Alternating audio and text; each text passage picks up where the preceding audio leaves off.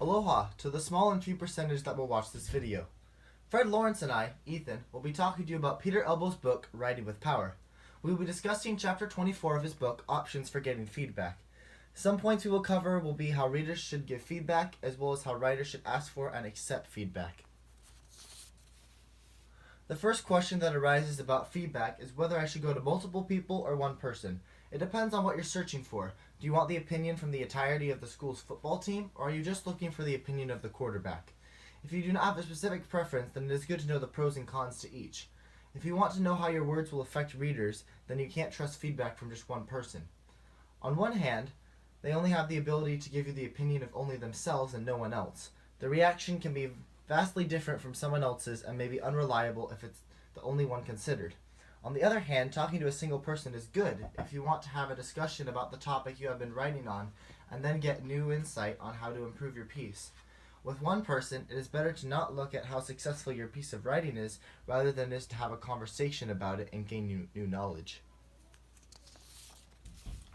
So now you've decided to have multiple people giving feedback of your work. Should you go with a group all at once or talk to them in multiple individual meetings? Naturally, having a group meeting would allow everyone to learn much more than just a one-on-one scenario, as other readers will notice more about a piece of writing if there are multiple perspectives at play. The downside of a group meeting is that everyone has to be coordinated in their schedules so that they can meet up along with that takes more time in general.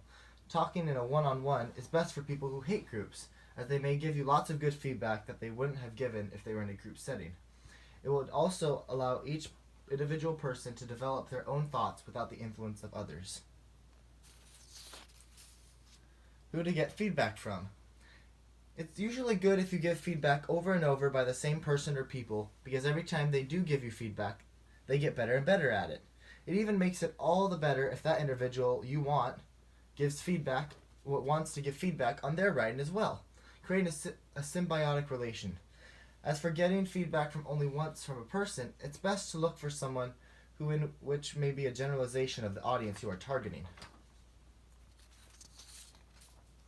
Some readers may end up wanting you to specify what you are looking for in terms of feedback, so in a sense you could give the reader specific questions on your writing. You could also give them a copy of your writing so that they could give a more detailed feedback. Reading it aloud to your audience as well as can help spot areas in which the person would be confused on. Especially in groups and long writings, it's best to give just the copies to them rather than say them out loud, as people will begin to distract their thoughts away from the speaker. It is much harder to remember a long piece in general. Another possible option for feedback is to tell your reader about who the audience is for your writing, as well as the purpose and intent of your writing. In Elbow's book, he explains that the most effective method of feedback and improvement is to meet regularly with something he refers to as a writing support group. As for setting up the support group, Elbow states that it requires that all participants or volunteers must come to the group meetings with at least some piece of writing, no matter how good or bad it is, in order to gain each other's trust and for better practice. Each session should consist of some sort of collaboration or writing, such as free writing or sharing short stories that people brought. You require a time limit for reading and giving feedback, and it has to be strict, meaning that if the time is up, no matter how far they manage to get into a writing piece, that they would have to move on from it. Leadership is also a necessity, where each participant must take charge for their own time, and that participant is allowed to decide how to use her time best. This idea of leadership and decision-making can help the writer learn more. While everyone takes charge of their own priorities, there needs to be a moderator that keeps time, prevents arguments, and gives everyone an equal amount of time to share. A group should never argue because there's no right or wrong answer about a writing process or piece. Elbow says that he believes that there are prerequisites and processes as necessary in order to create a successful writing group. Thank you for watching our video. This presentation was brought to you by 3 Guys. 2 more and we make 5 Guys, the burger joint. Taking the advice of the 3 Guys can be hazardous. Symptoms may include the cramping of the hand, broken pencil, bone swelling, pain, infection of the hand, more pain and death. Write with care.